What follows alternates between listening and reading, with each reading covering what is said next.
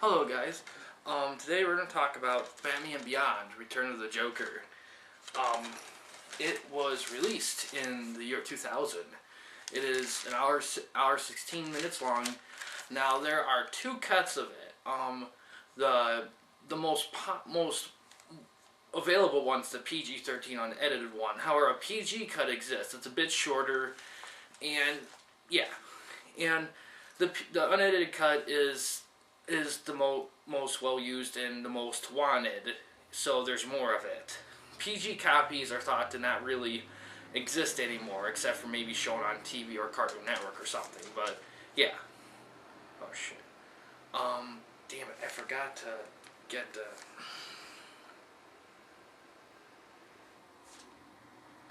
Sorry, I forgot to get the DVD dates. Sometimes that happens, but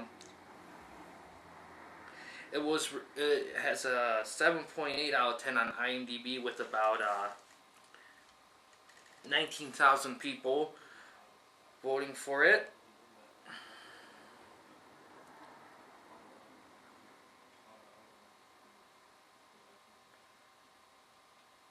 And it stars Will Friedle, who was in Boy Meets World, and Mark Hamill, of course, who was in Star Wars. Mark Hamill, of course, voices the Joker.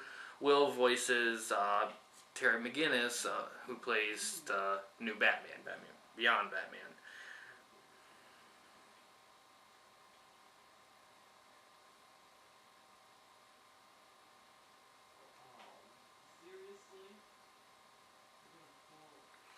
And it's directed by Kurt Gita.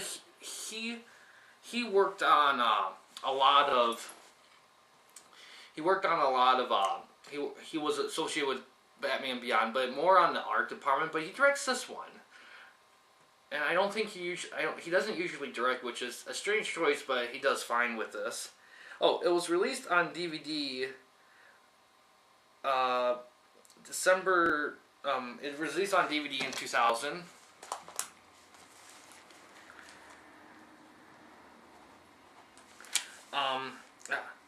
It has 88% on Rotten Tomatoes, but only 8 critics voted for it, so there's no critics consensus on that. And it has 85% buy-ins with around 1,200. It's available to rent and buy on Amazon, Fandango, Vudu, and iTunes. It's not available to stream at this moment, at least. What I think, the movie's fucking awesome. Now, there's a certain section of the movie that is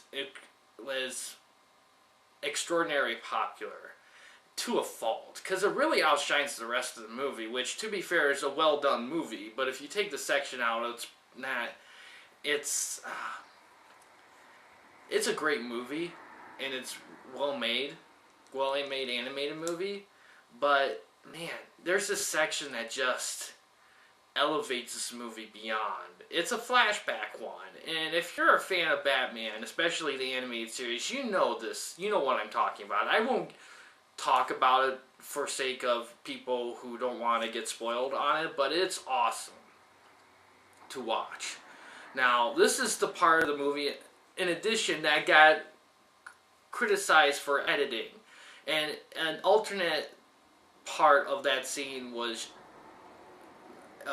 filmed and shown on TV, but it's not really widely available anymore, and the PG-13 unedited version is considered the version.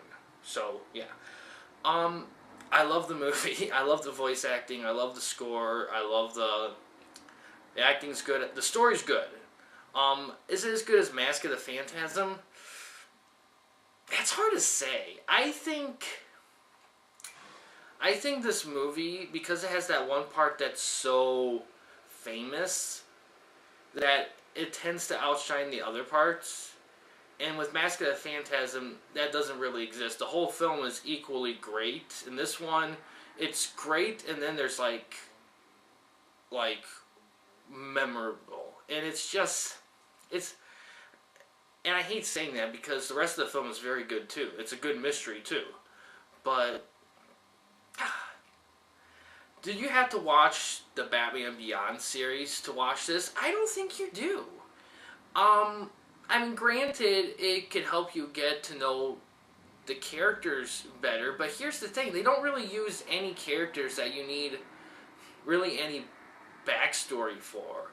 I mean, here's the guy, here's his girlfriend, and here's some criminals he fight as Batman. I mean, the criminals were featured in the series, but you don't need to know that much about them. I mean, you could figure it out pretty quickly. I mean, if you do want to watch a series, go right ahead. It's available on DVD. I haven't seen it. I've seen maybe a few things of it when I was a kid, but I haven't really watched it now, which is something I might get into because it is pretty widely available.